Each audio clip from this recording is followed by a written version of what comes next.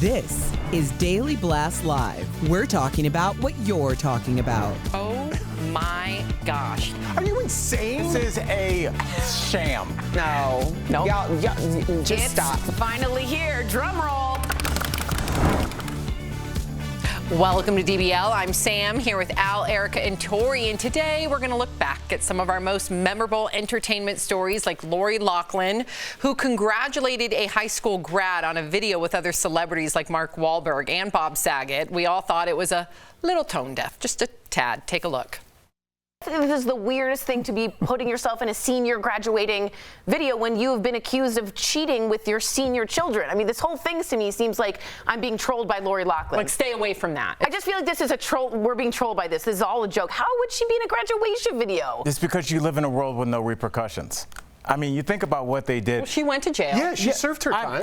9 days, 11 days. No, she was in 17. for months. She was in for more. But think, she permanently diverted somebody else's path forever. Yep. Like if Lawson was gonna get that last seat, and some parent, not her, but some parent bought that seat, which it appears has been going on because you saw that movie for a long time. On the Netflix documentary. Yes, his life is permanently different. He might not end up living in a ditch, but he did not get in that school, and it's going to affect the rest of his life. And for the fact that she can appear in that so cavalierly, So weird. it's off-putting to me. Yeah. It really is. It just shows that you kind of just don't see that you did anything wrong. Well, I think she was doing a favor. I think she was doing a favor for somebody. Obviously, they're fans of Full House if Bob Saget's in That's there. true. It is good point, good definitely point. ironic. That's fair. But at what point, if you're Lori Loughlin, say, hey, I have to move on with my life. I served my time. What I did was definitely wrong. Everyone in my circle and community was doing the same thing. I'm just the most famous person who got caught. Well, maybe and now don't go all into a eyes are high school on me. graduation senior I agree. video. That's Yeah, the but when dumbest move you I could totally do. agree, but when you get on with your life, you're doing a favor for a friend. Skip the senior graduation stuff. It's just not up your Do a lane. different favor. I bet she could do a million things to give back. Put some money into it. Maybe not a million, but Like, a hey, handful. Lori Loughlin, you want to come clean my house? I think she could be that. There's the other face things. of changing this obviously this exchange of money for seating at a college. She could be the face of reforming that. Right. Because this is a thing. Just because we know her, clearly, I mean, other rich people, there was a wine merchant in there. Like, this has been going on forever. Forever. So can we do some, like, how long? Where did this It's start? still going on, even though you think it's not. It's still going Isn't on. it People crazy are that still story just buying went away? spots And for their kids in some other way. Completely agree with you. And she got her punishment and she served her time. I just think this was too ironic. You dipped your toe into something. Stay What if out of she- that lane. But what if she wasn't meaning for it to get out? What if It she's was. Oh, that's a good what if I point. did- What if I did a video That's a for good you? It's Mark Wahlberg. Of course it's going to get out. But That's a huge she story. might Yeah, not but know the a mark. publicist or Give me a a break. lawyer. What if I made a video for you and you threw me under the bus and pointed out for something stupid I did in the past, and now it's everywhere? And I did that as a favor I for think you. I appreciate that, but I think there were enough celebrities in there to make that a story that would go viral. You think we'd be doing a story on Bob Saget and Mark Wahlberg? I'm saying she was Okay, we got Point winner. No. Point loser. Yeah. I was just, I'll just say she's allowed to do whatever she wants. I just think again, I'm with the optics. Would I have chosen to do that? No. I would not put myself in the lane of anything to do with graduation when I just got out of jail for cheating on trying to get into college. That's the only thing. I just think it's a bad look. Optics was really bad. I agree Yeah, with you. right. I don't think that's hard to say. How much she make? I think it was a favor for a friend. Oh. So she didn't make anything. Okay, well, you're allowed to wish people well. Yeah. Hey, Just saying. I don't know how I'm just ready for the next segment because I see it starts with dash Erica. Oh, yes, I am wearing one. Thank you for asking. Oh, back in the 60s. I was just like, wow, you are really building the moment. Erica. And I was like, what are we about to get into? Back in the 60s, women were burning their bras. funny. Well, actress Gillian Anderson just wants to stop wearing hers altogether. It was a teachable moment for Al. I remember this. Who had Oh, no yeah. idea that women's undergarments were so uncomfortable. I am wearing one. I don't know anybody who likes to wear a bra. I know maybe it looks This nice. is shocking to me. Really? Shock? I had no idea. You're kidding me. I'm dead serious. This is how ignorant. Al, why would you men- want to wear wires under your vulnerable I remember tissue I spots? asked my girl, I was like, is that uncomfortable? She's like, yes, dummy. Like, I had no idea. People get home from work and look forward to taking off their bra. What's the That's their sound first you make? What's the sound you You're make? like, I go, Is it the first thing you do? The first thing you do. It doesn't matter about anything else. It's the I would first think thing that you get used to it, almost like wearing like a wedding ring or No, something. do you wear a jockstrap every day? Only on Friday nights. weird. I'm just saying, it's like that is very uncomfortable. And may I say, maybe it looks good for some women. That's because society has told us that breasts should look perfectly uniform and round. Breasts are different sizes. We know what breasts are. You're using your hands a lot. Okay, sorry. Okay, I'm just saying they're different sizes. They're natural. They're not perfectly round. They're cone shaped. They're different. They're lovely, and they should be accepted anyway. And because of that, there's so many uncomfortable contraptions. I know even Kim Kardashian famously said that she took, duct tape, and was like taping her boobs up before, I guess, Skims or her line came out with something better than that. I got a question for y'all, really quickly. Okay, if we make a proclamation now, you have to wear a bra for the rest of your life, or you can never wear one again. What are you going with? I'm talking about evening dresses, wherever. Never again. They got pasties, everything. I'm super vain, so I will say bra. Really? Okay. But I know how hypocritical I sound, and I'm doing it because I'm in a visual work position, and that's because society tells me to. No, I'm going no bra. Good for you, Lindsay. Good for you. So where's the video with Erica and no bra? Literally, I gotta keep it 100. So disappointed. I just didn't understand why Erica's name was in there with no bra, but I did learn. I feel, because I've always wondered, like, do women worry about wearing high heels? Because it seems like you'd be off balance. And I talked to you guys, and you guys are like, yes. I'm so impressed. I know it's painful. What did Ginger Rogers say? I did everything Fred Astaire did, but I did it backwards and in heels. That's impressive. Did you, when you get home, you take it off or leave it on? I don't know. It depends. It depends. I'm a 50-50 girl. Yeah. You're using your hands a lot, Erica. Coming up on DBL, we look back and chat with 80s TV icon Patrick Duffy. The Dallas star shares behind-the-scenes secrets from one of the biggest shows in TV history and the true crime story of the double murder of a young couple in an Ohio town. Why aren't police considering any new evidence in this case?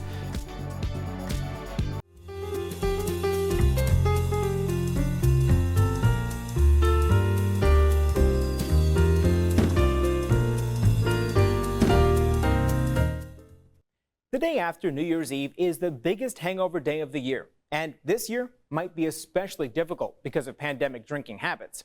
A top Google search trend showed a spike in alcohol-related questions, and several tweets claim there was an alarming spike in alcohol sales since last March. So let's verify. Did alcohol consumption increase during the pandemic? Our sources are a study by Bloomberg School of Public Health, a study by Columbia University, and the National Institute on Alcohol Abuse and Alcoholism. The pandemic brought on lots of changes to how we drink. Last year, many bars and restaurants were closed for months, which pushed people to drink at home. Researchers at Bloomberg School of Public Health found sales tracked by the NIAAA at liquor stores or other off-site alcohol sales increased 21% during the first 6 weeks of the pandemic, and online sales had the biggest booze bounty with a 234% jump in 2020 compared to the same 6-week period of 2019. However, researchers also noted it's possible people were simply stockpiling alcohol along with toilet paper. So we then looked at a study published in the Journal of the American Medical Association, which found alcohol consumption increased 14% compared to before the pandemic, with women increasing their heavy drinking days 41%. So it's true. Alcohol consumption has increased during the pandemic.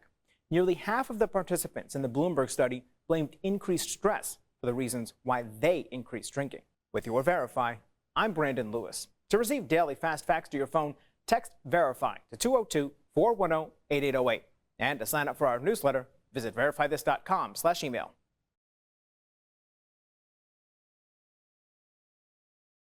However you're celebrating, make DBL a part of your holiday cheer. I can tell she was feeling something. I tell. Blush for Alfonso Ribeiro. This is the most wonderful time of the year. Absolutely. Yeah. DBL is always all new every day.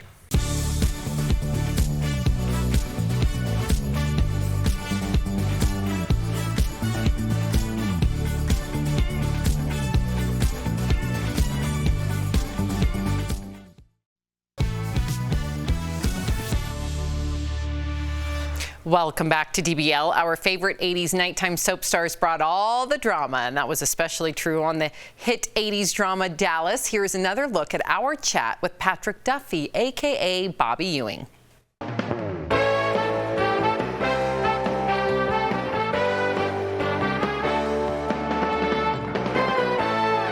Patrick Duffy, welcome to DBL. Okay, so I have to tell you, I loved watching you on Bold and the Beautiful, but we're not going to talk about my favorite show.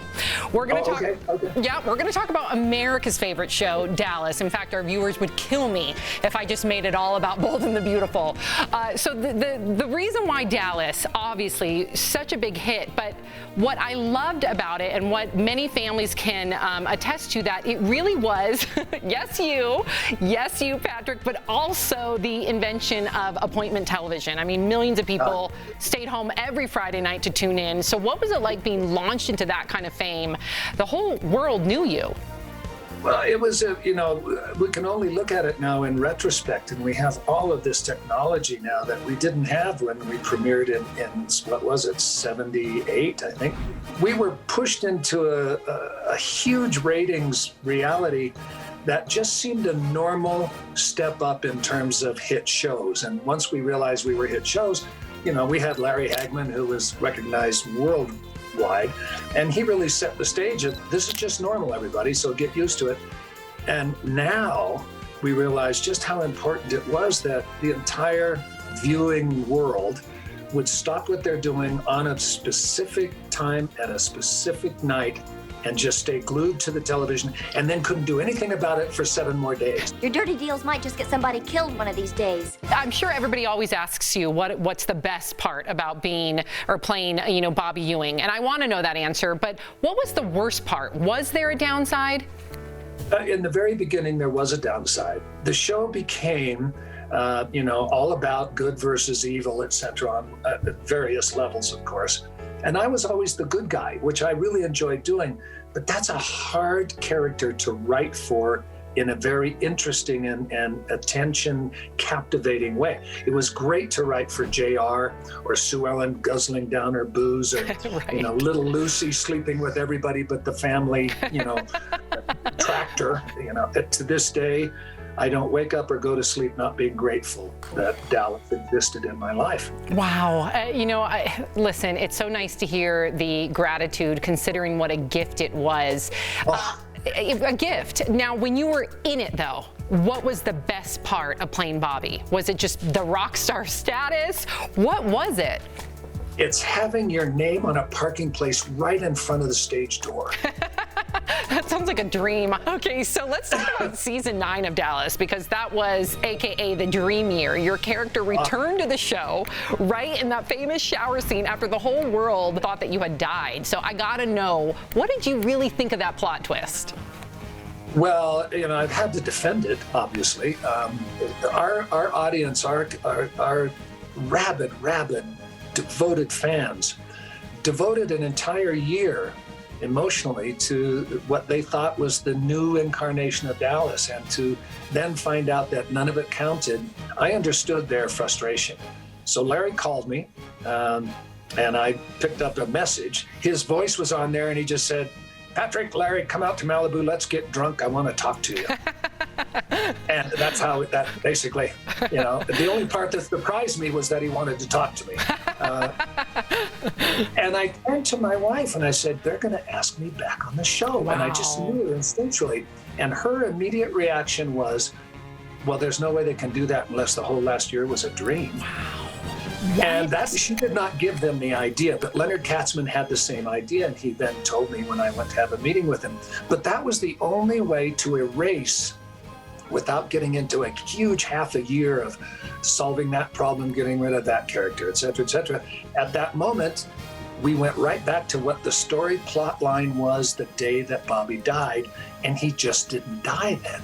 And that was the whole thing. I wanted to, just congratulate on your relationship with Linda Pearl. And of course, our viewers right now know her as Fonzie's girlfriend from Happy Days. About a year ago, at one of these celebrity auction signing things that goes on, Linda Pearl comes up. Somewhere in the back of my mind, I went, this is a very interesting woman. But nothing happened. I got a film in Canada, went to Canada in March. It was shut down before we started. I flew back to my home in Oregon. We started texting again, and it became once a week, and it became a couple of times a week. And then we thought, well, you want to do FaceTime? We got to know each other so well. And I was in Oregon, she lives in Colorado Springs. And at one point, I just thought, well, it's either now or never. I got to figure out if this is real or not. I jumped in the car and drove 23 hours and ended up at her doorstep, and I haven't left. Oh my gosh, Patrick. Yeah. That is the story. We had never hugged or anything. Obviously, there was a commitment because I was there, but we didn't know what to do. And I finally said, "May I kiss you?" Stop it. And that's it. I can't. This is a Hallmark movie. I feel like you just read me a script, and I love myself some Hallmark movies. In fact, you guys are so close. Our studio here is here in Colorado. After the pandemic, I would love, we need to get you both on the show after the pandemic, right here in studio. We're in Denver. Absolutely. Yeah. Absolutely. What a beautiful story. Thank you so much, Patrick, for taking the time and for just letting us into your world. I love how transparent you are. It just goes to show why so many people absolutely adore you. And we'll be right back. Thank you so much, Patrick. Okay. You're welcome.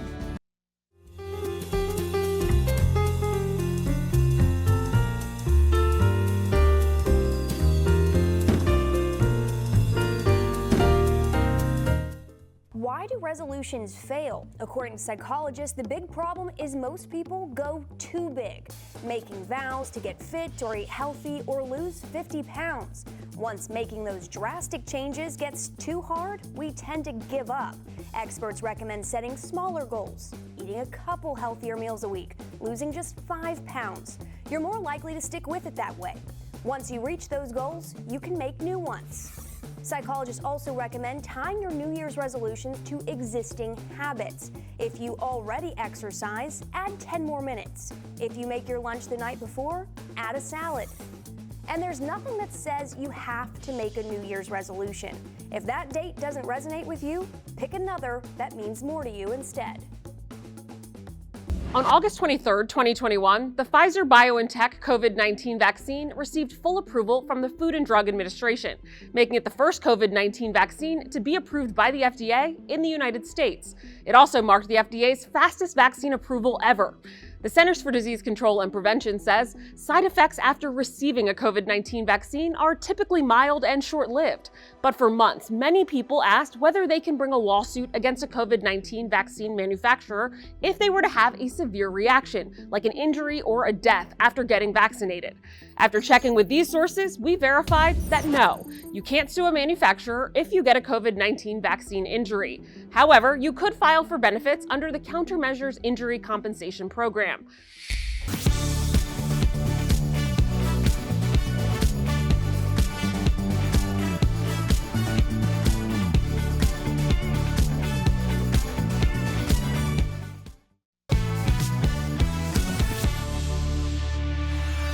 Welcome back to DBL. Left for dead in their own home, a young couple's grisly homicide still haunt Holland, Ohio to this day. We're taking you back to that horrific night and the murder that shook a suburb in today's True Crime Chronicles. My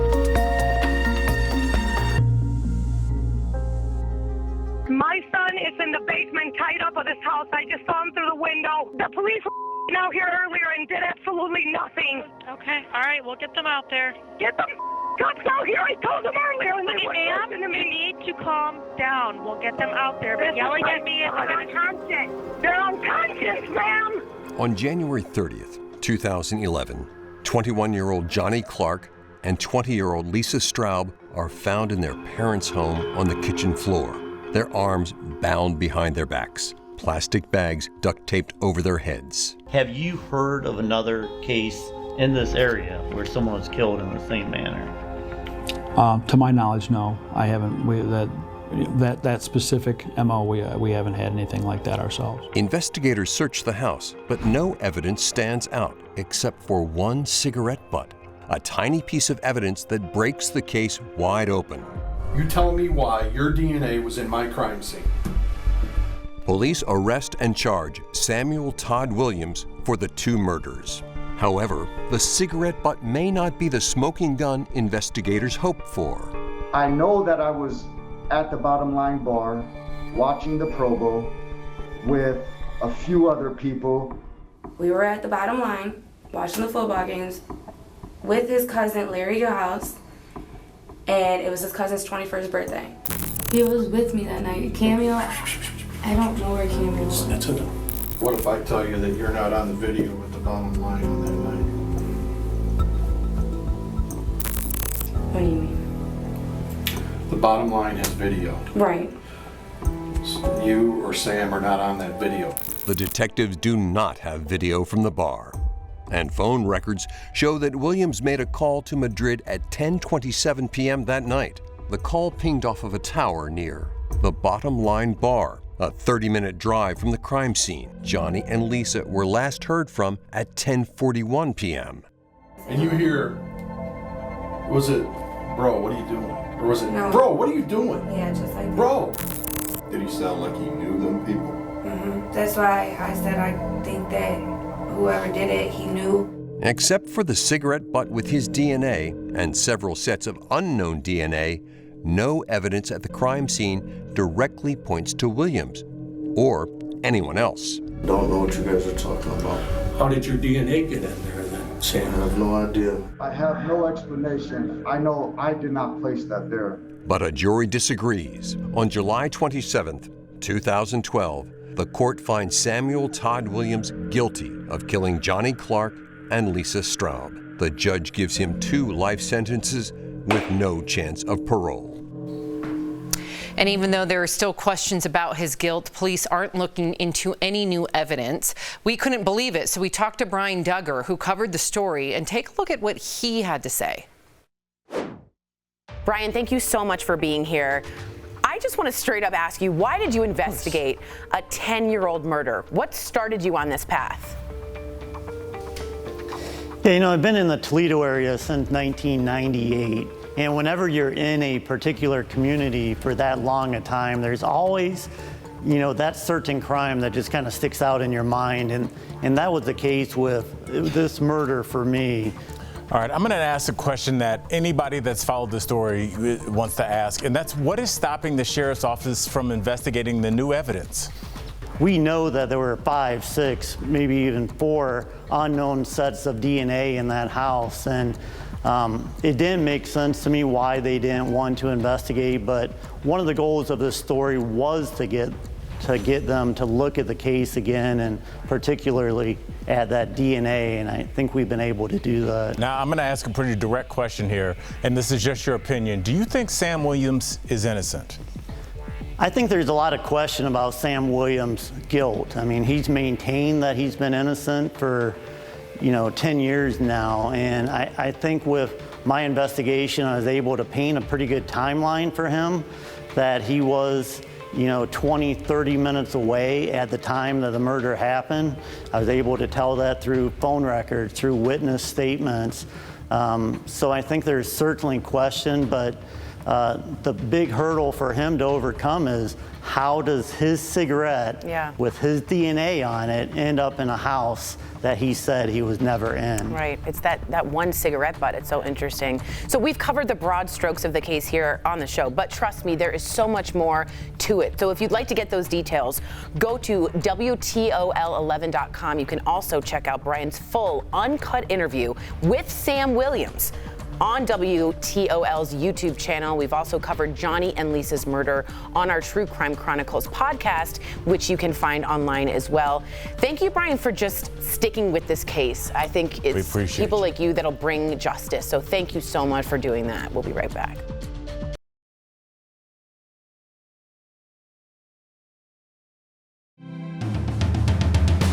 However you're celebrating, make DBL a part of your holiday cheer. What's up, homie? I can tell she was feeling something, so I tell. Erica blushed for Alfonso Ribeiro. Would you have been cooking naked? Cooking? Yes, on our last show. It's the most wonderful time of the year. Am I right? Say yes. Absolutely. Yeah. I got chills. Me too. Clearly. DBL is always all new every day. Omicron became the U.S.'s top variant less than a month after it was first reported to the World Health Organization. Some of those who are testing positive are people who are already fully vaccinated, leading to questions like these on Twitter, wondering if Omicron is somehow targeting vaccinated people. So let's verify. Can the Omicron variant specifically target a vaccinated person? Our sources are the Centers for Disease Control and Prevention, the WHO, and Dr. Paul Benesh, a virologist with Rockefeller University. All of our experts say viruses are incapable of targeting people. What makes Omicron different than other variants is its ability to evade some antibodies that are produced when a person gets vaccinated. This is really the product of viral evolution.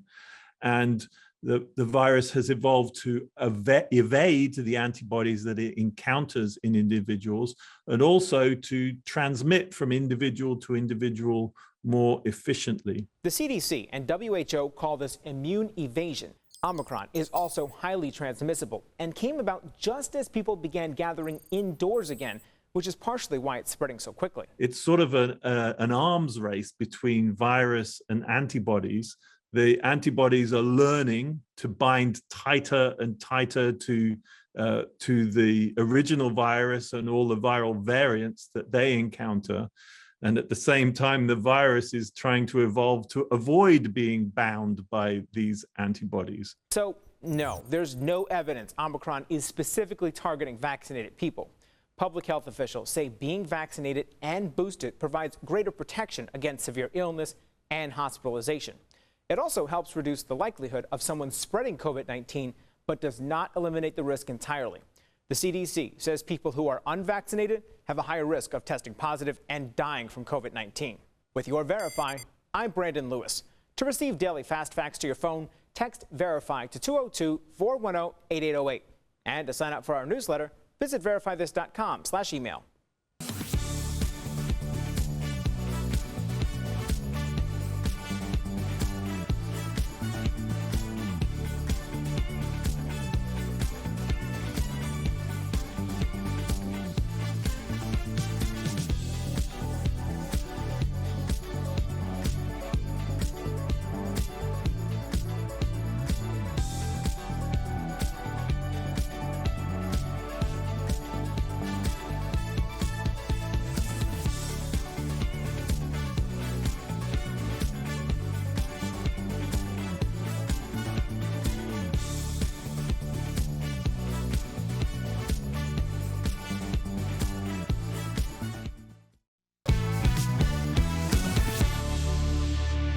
We have one more viewer question before we go. This one's for Erica. Okay, Erica, Julie wants to know, where is the next place on your travel bucket list? Ooh, definitely Bali. Definitely Bali. I'm trying to go to Bali for 3 months, y'all. Okay. All right. Put it out in the universe. Put it out there. Do the show from there. Every day. We'll see you again, same time, same place. Bye, guys.